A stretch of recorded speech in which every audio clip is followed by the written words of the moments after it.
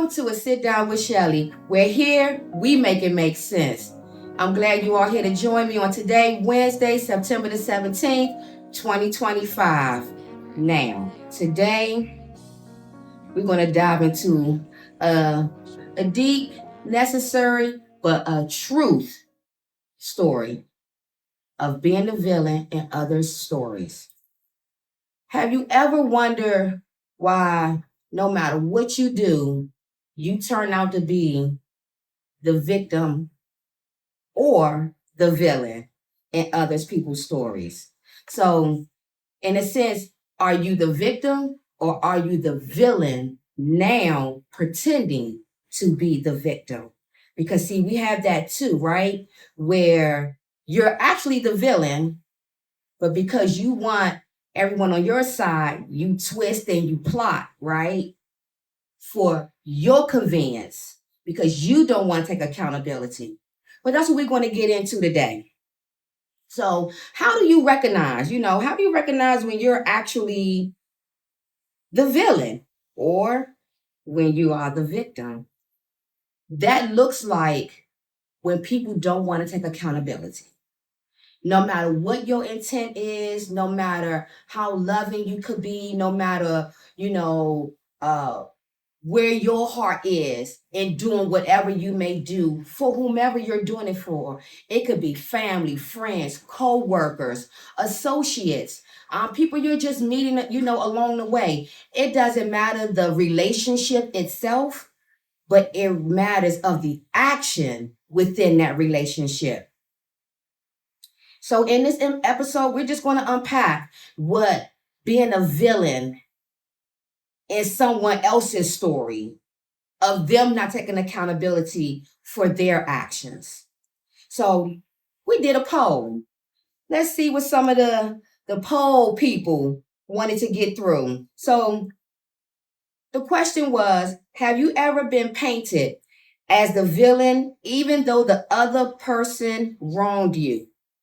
Listen, we got 100% saying yes, many times that they were portrayed as the villain, and now the villain is portraying to be the victim. So this comes about where,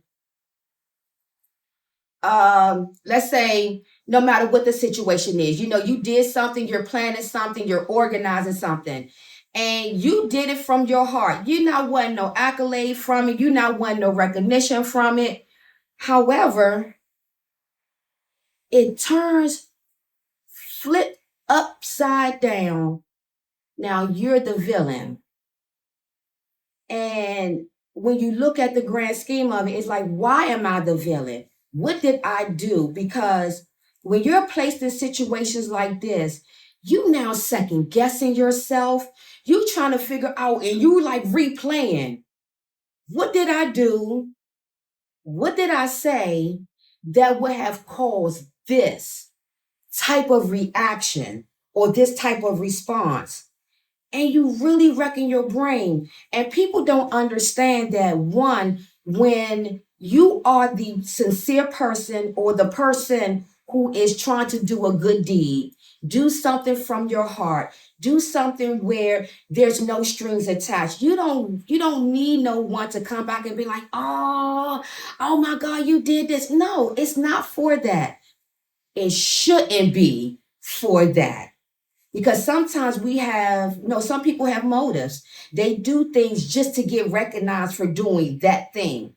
Or you got some people, as me, I just do things from my heart because it's who I am. I want to make sure that, if someone is happy, whatever I was able to do for them, and it put a smile on their face, it brightened their heart, it made their day go a little bit better, then that's my thing, and it's with no strings attached. I'm not looking for anything back in return, right?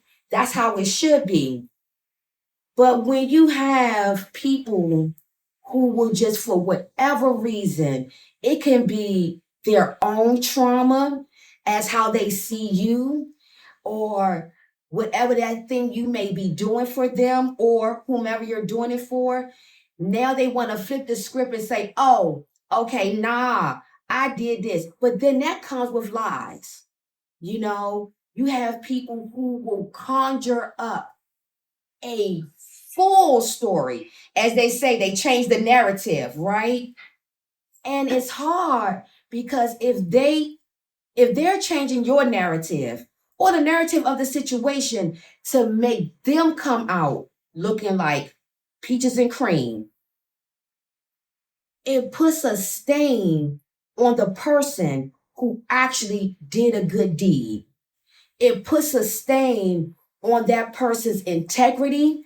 It puts a stain on that person's character. It puts a stain in other people's mind and mouths because now you're going to have the people speaking on it because they didn't went and told the whole world that you were this horrible person, that you did this and you did, but it's all fictional. It's all lies.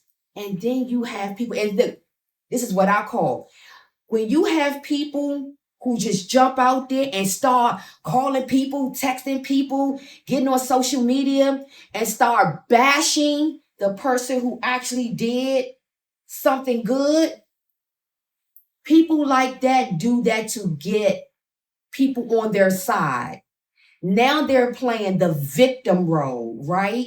Now they want people to see them as being victimized. Oh, the person who was doing the good deed, now they didn't turn against us or they stole from us when all are lies. But they don't understand one, the emotional, psychological piece that plays into this. You have so many people that go through just life circumstances, and when you are lied upon, it disrupts your life because you can be a great person. Hear me, you could be a great person. But when you have people start telling lies on you, I'll give you this.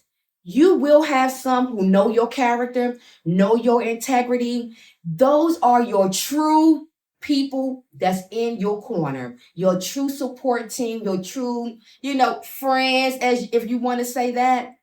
You will have people who know you through and through. However, even in them knowing you, it's still kind of difficult because it's making them say, do I really know this person? Is this person the person I thought they were? And in the real deep, the depths in the back of their mind, they know that that person is a good person. However, because the villain painted that picture so picture perfect, I mean, all the colors are in a line. The framework ain't nothing. You know how they say they ain't color outside the line, right? However,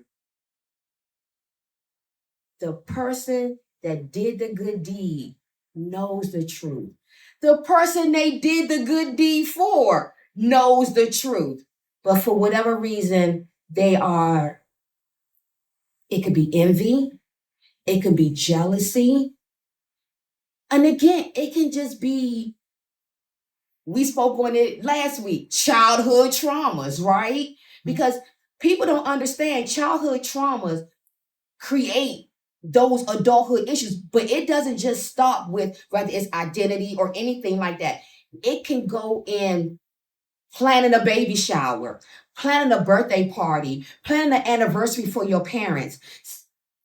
I don't know what it is with people and their mindsets where instead of just helping, right? Or being there to say, man, you go, girl. Instead of doing that and being positive with people, we just find this negative space so many times where it doesn't matter about the person. The villain, the actual villain, let's just put it, the actual villain, they don't care how they tarnish your look, your integrity. If you got a business, they don't care how that looks because they want to get their point across. They want to get their narrative out there, you know. I had that happen to me some years ago where did a good deed. So I thought. And it got flipped on a moment's notice. And see, when people flip when they flip the story, they make it, oh, this person said something. Well, what was it? Were you the one who really wanted to do it, but didn't have the capacity to do it? Had someone to do it, but now you saw what the turnout could have been or would have been. You want that acknowledgement. You want those accolades. And it's okay because, see, I always tell people this. I could respect you more when you're honest about things. Let me know how you really feel. Pull me to the side and say, hey, I don't like this. Or, I didn't like the way this went. But instead of people having adult conversations, they're just sitting here making up a story to fit them so that they don't have to say what it really is. Most people ain't ready to look in the mirror. Let's just put it out there. Because see, they forget when you point one finger at that person, there's three more pointed right back at you, which means you, as the one who got them three fingers, you got more work to do for you. But no, I don't want that mirror. I don't want to turn that mirror around. I want to be able to say, you didn't do, you took this, you stole that. And you have the person who have done a good deed.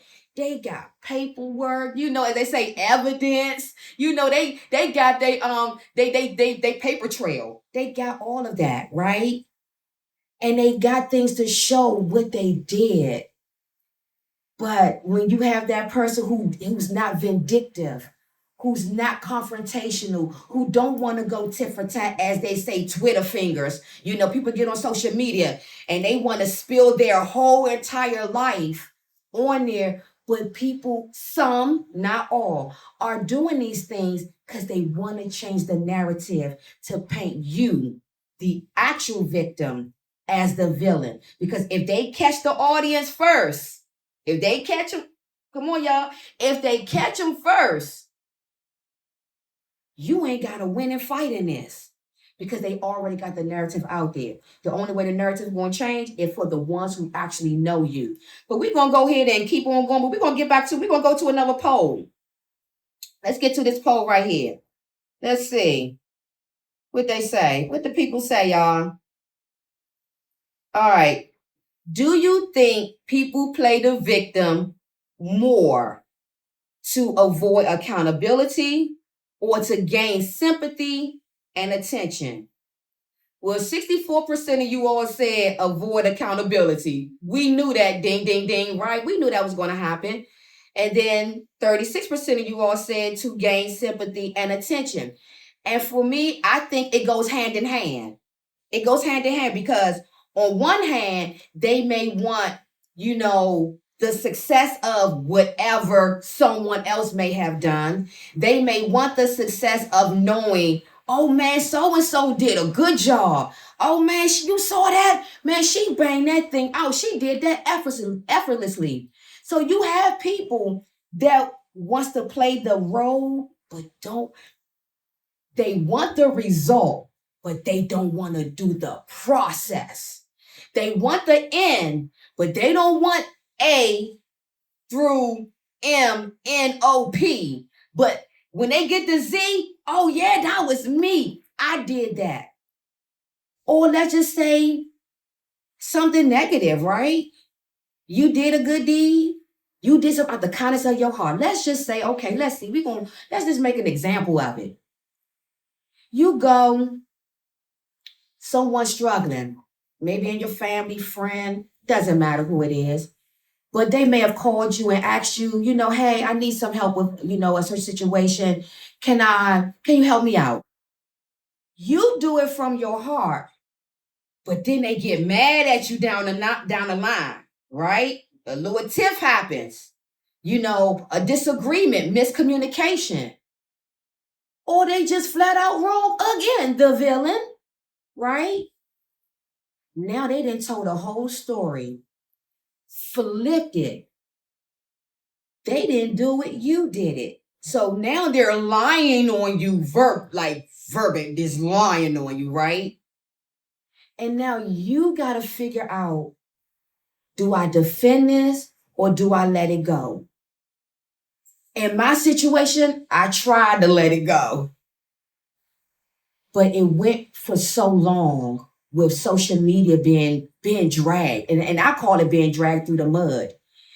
And it really had me to say, am I losing myself?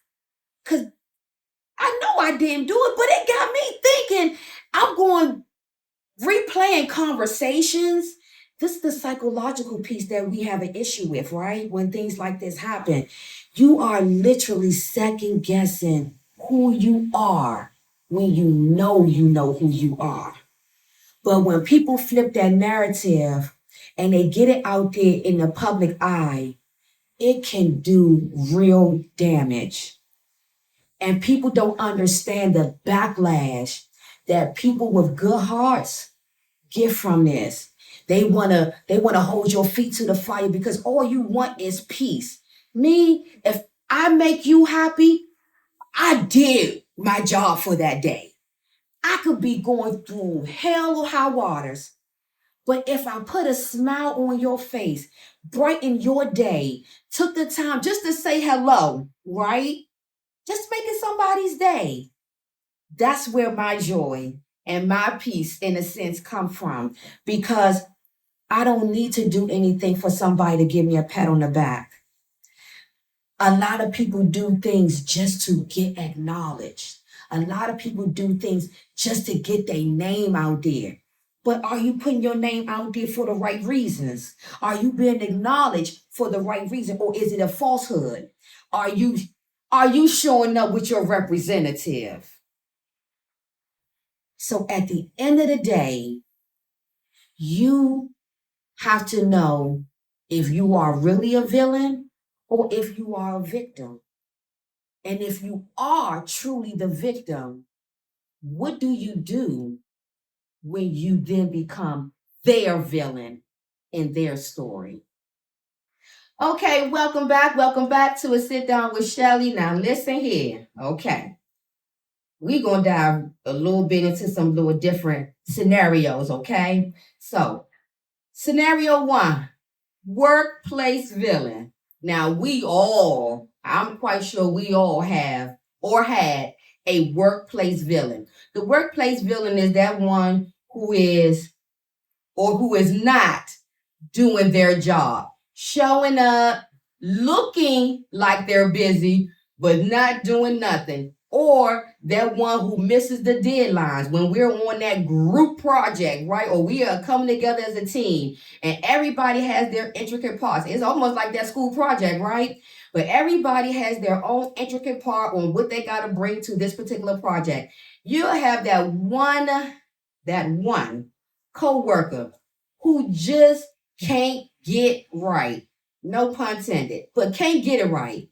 They make excuses why the deadline wasn't met, why they had to do this, or they were in another meeting, this came up, that came up, or just flat out just not taking accountability when they have done wrong in their work, in their duty, passing the buck. Because we have those too, right? We have those people who are assigned to something, get started on it, does it wrong, but because they don't want to be accountable for their role in that, they want to push it to someone else.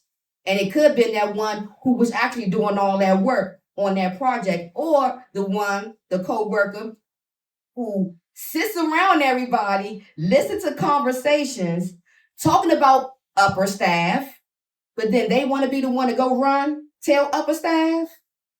So we're going to take a caller and we're going to have this caller just come on, jump on in and speak on their workplace. So caller, are you there?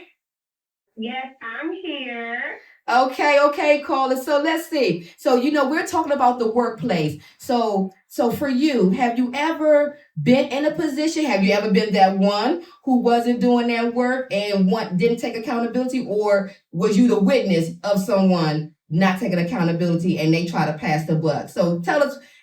Let me hear you make it make sense. So I am a teacher, and I worked with someone who would never take accountability and was very lazy, like you said, very late with the deadlines, and was being a teacher. If one person in your team messed up, the whole team is looking at the. It's not about just you and you doing your job. You're a team when you're a teacher. So it was two women, one man on a team, and he was late every day. No deadlines, very unorganized, classroom just very chaotic.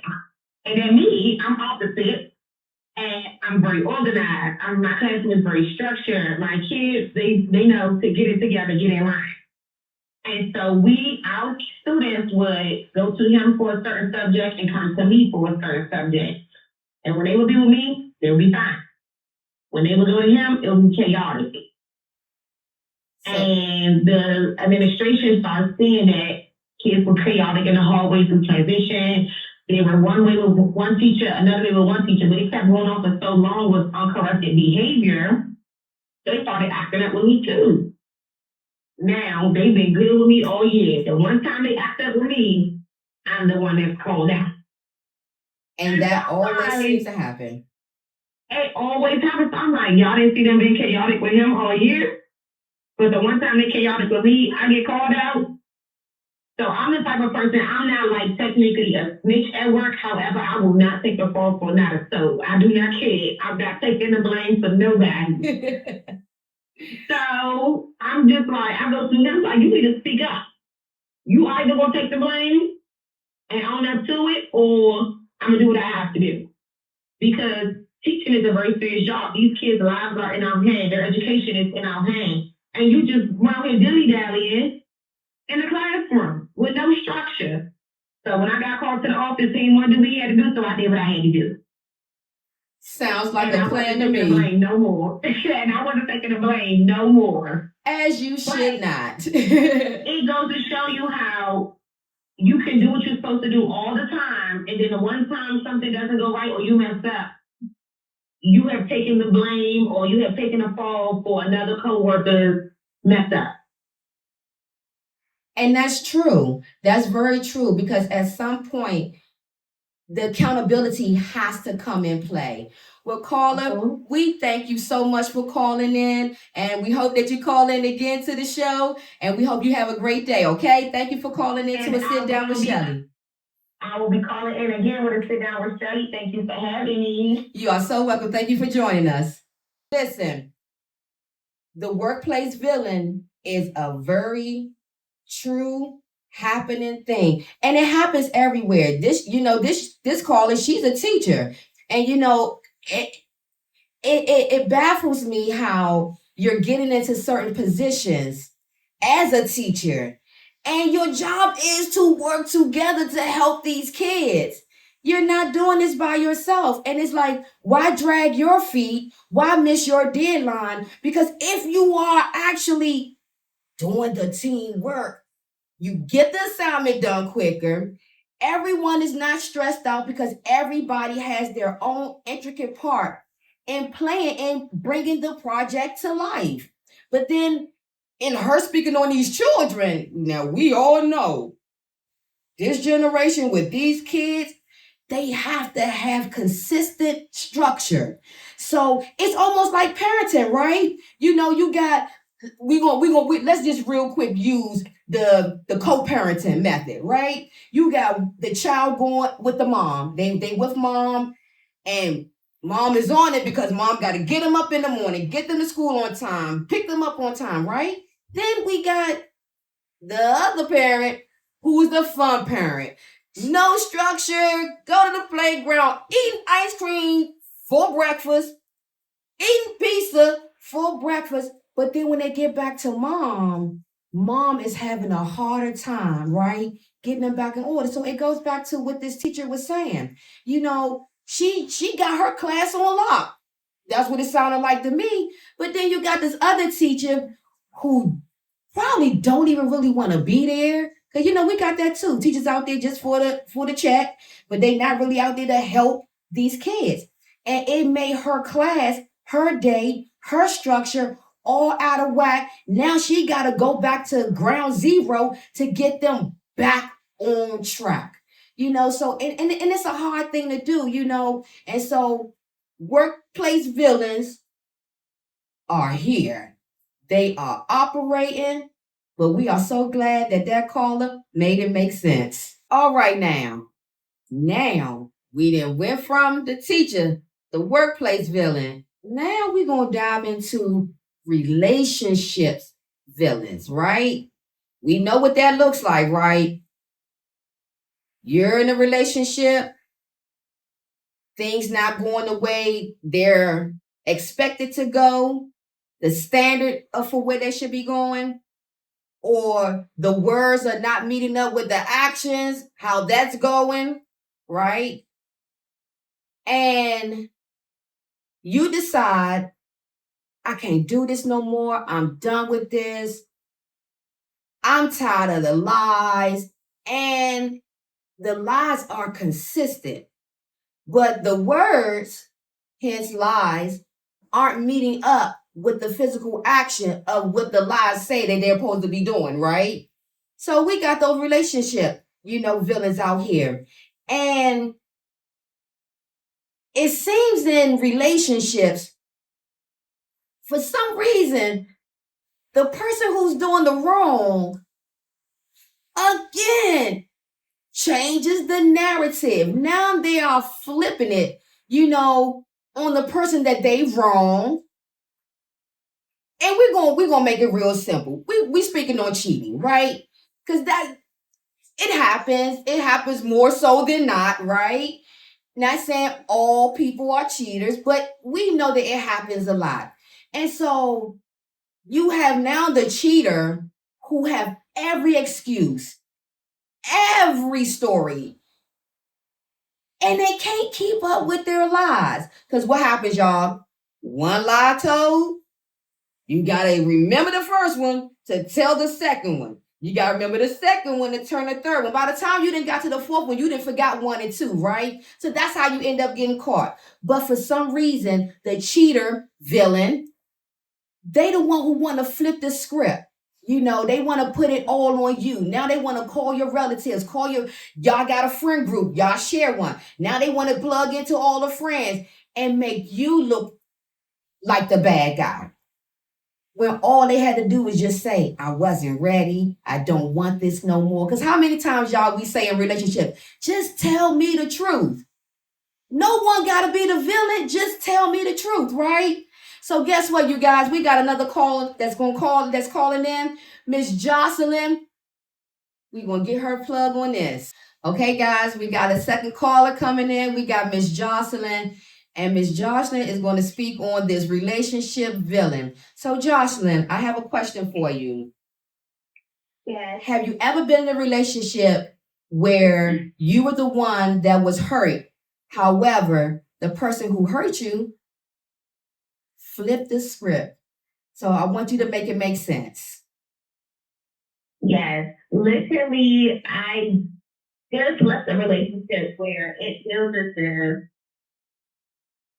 I've done all I could for this relationship. With me being a villain, I have done important to this person within the last 8 years of my life. And within the last 2 months, it seems as if everything I've done wasn't enough or as if it never mattered. I literally was with someone who I bought a house for our future. We've been together since college. Within the last 2 months, I had put his family before my own health, my own everything. And, me saying no this one time to something to him seems like it was me saying no to everything. And it just,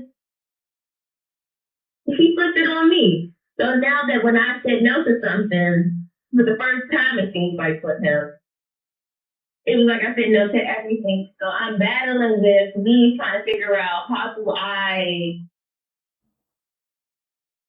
disconnect or how do I separate having sympathy for someone compared to having empathy for somebody. Because for me, I've done all I can do. But to him, it's like I haven't, and now it's like I feel bad for now knowing that his circumstances are different because he did plan a future together, we planned everything, but to him, it's like I have a strict vision for something, and because he didn't fit up to that, now I'm the villain. When it's like I've been patient, I've been waiting for him to change for me, I've been waiting for him to be the man that I want him to be, even though I never even gave any strict barriers or anything like that for how he needs to be for me. And just I've been waiting, but because I said no one time, it's just not enough. And so now I'm the villain, and I'm struggling with that. I don't understand how to navigate this world and just like forget about his feelings and focus on my feelings. Like that's where I'm trying to do right now. That's the biggest thing. So that's where I'm at right now with that. I don't understand or know how. Like I know too, but at the same time I'm just struggling because I want to be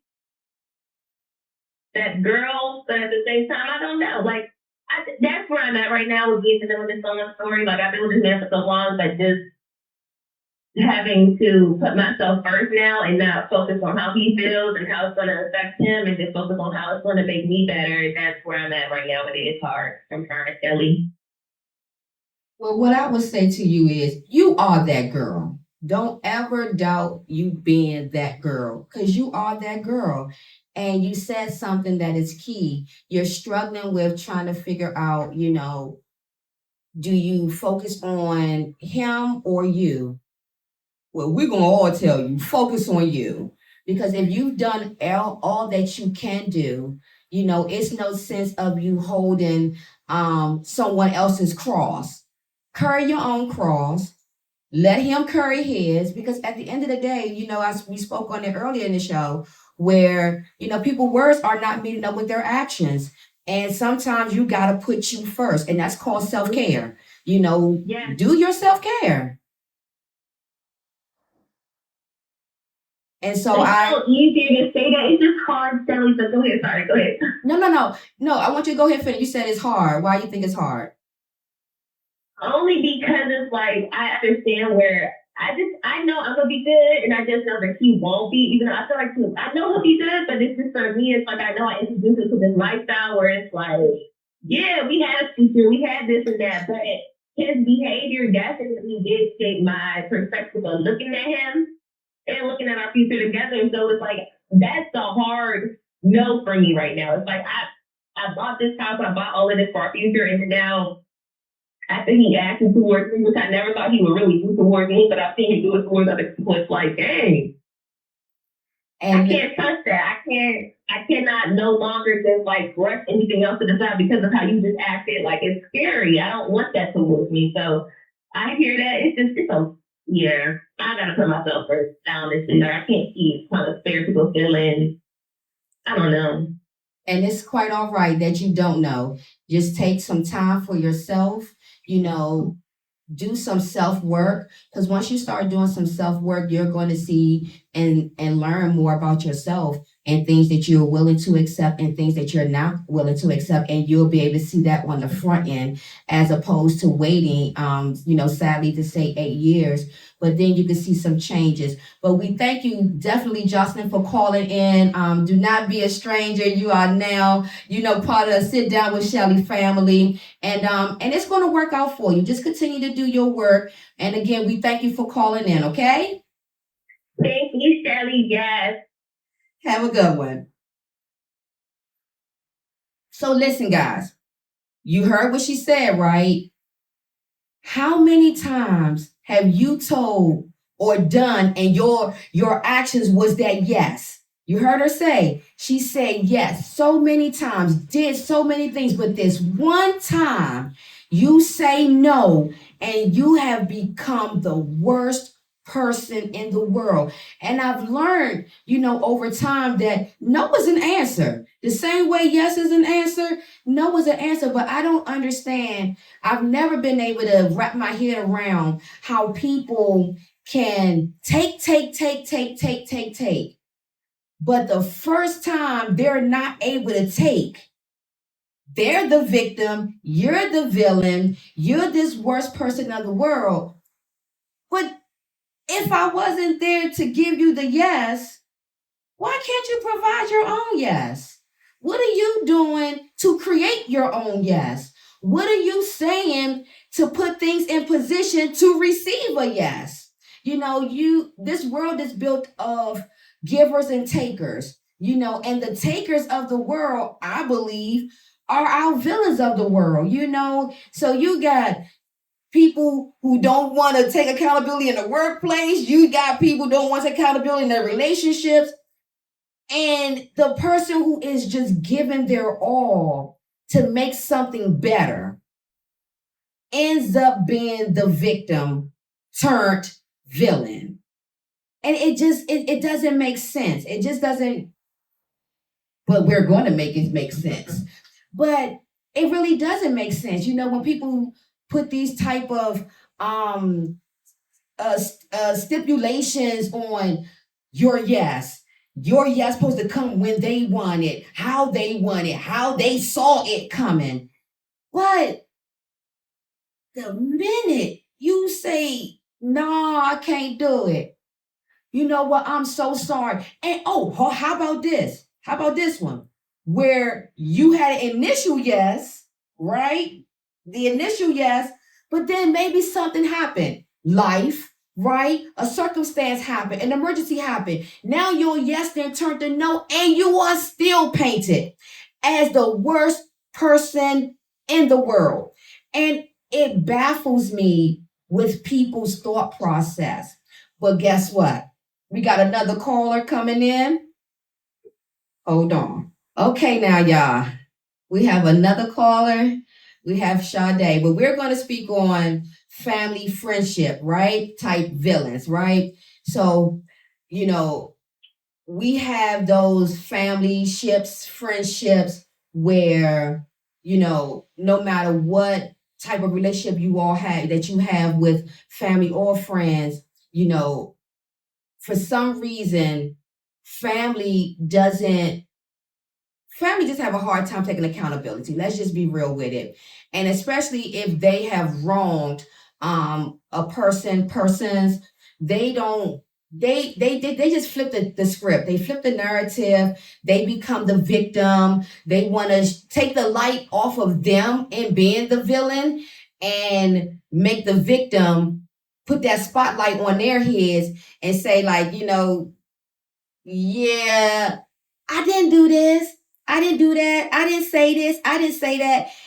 And it can be an emotional roller coaster, or you can just get pissed off. So, Sade, thank you for calling in to a sit down with Shelley. Well, here we make it make sense. So the question that I have for you, have you ever been in a situation where, in your family, or you had a family situation or dynamic where, there was truth to be told, but they flipped it so well, so convincingly.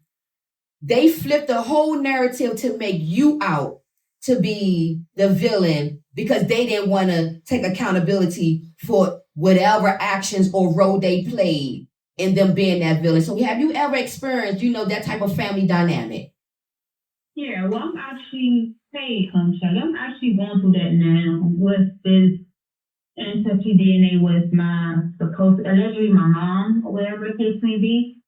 I had took her to court, and as we doing the DNA test person, the young lady asked me, well, did you threaten her? Did you say anything to her? Because I received a call from her, and she let me listen to the voicemail that the woman that's supposed to be my mom said, and which is her name is Tracy or whatever, and she's actually on the voicemail saying how I have anonymous calls calling her, threatening her, and she has no attachment or relationship with me, but yet we're in court because you won't tell me my identity. Like you won't, share with me where I come from, who is my father, who is my real mother, So the fact of her just leaving this long voicemail with these people, and these people question me like, what did you do to her? As if she's the victim when we wouldn't even be in court if you would just tell me who I am. Like, where did I come from? Why is my birth certificate fraud? Like, what's going on? So for you to play the victim as if I didn't try to reach out to you several different times to communicate with you, like, hey, Tracy, is it possible if you can actually tell me who my father is, or, where's my grandmother? Mind you, she didn't take care of me or anything, so I'm actually sparing her. So for the folks to even, I just felt like, what? Because the way that she's explaining and saying what she's saying on the voicemail is believable. So at this point, these people looking at me like, did you do something to me? Or, did you drive out? You got people calling to you? Like, I'm like, what? At this point, what is it? Like, what? Yeah, that's crazy in itself, because like you said, you're you're claiming, but then you're distancing yourself to other people. So which one is it? Am I or am I not? You right? And Right, so she's actually playing like she already told me, or she had to sit down with me saying, well, yeah, I am your mother. I had a difficult past. I don't want to talk. It's like everything is secretive. To tell me that you would tell me the truth if you didn't think I was working. She didn't know who I was working with, as if I was the cops or, investigator or whatever. I'm confused at this point. yeah, well, listen, you definitely made that topic make sense. Because like you said, don't flip the narrative.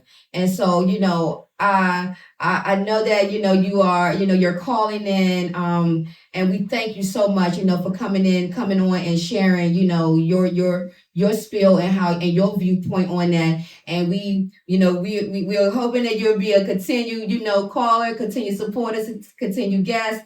And we look forward to, hearing from you again. So thank you, Sade, for calling in and making that make sense. All right.